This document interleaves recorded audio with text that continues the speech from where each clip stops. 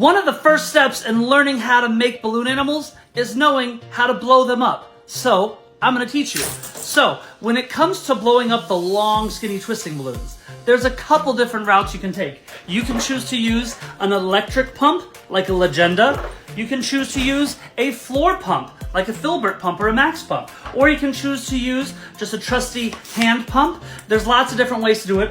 Or you can choose to mouth inflate. Okay, now, a lot of people have difficulty mouth inflating the long, skinny balloons. I'm going to give you some pointers on how you can learn to do it, even if you've never done it before. So here we go. So the first thing, whenever you want to inflate one of the long, skinny twisting balloons, stretch it out first. That'll make it a lot easier if you stretch it. Then what you want to do is you want to suck your cheeks in, okay? A lot of people think like they're blowing out a birthday candle, like with the puffy cheeks.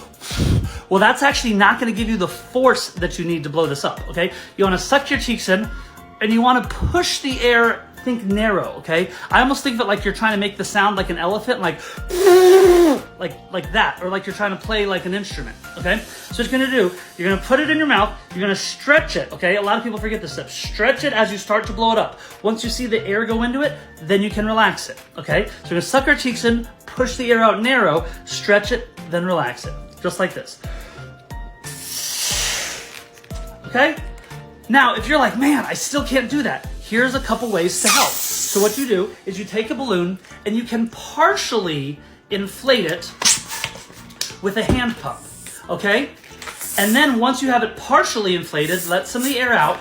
And then what you do is you try and inflate the rest of it now that it's partially inflated. Like this.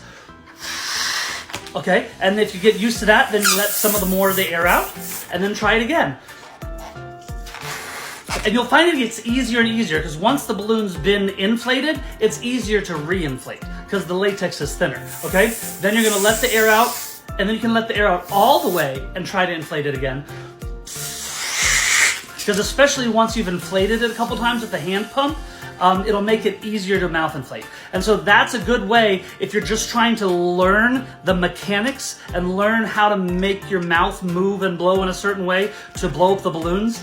A good way to start is by hand pumping the balloon first and then mouth inflating it the rest of the way until you get the technique and the lung strength down to be able to take a balloon from scratch and mouth inflate.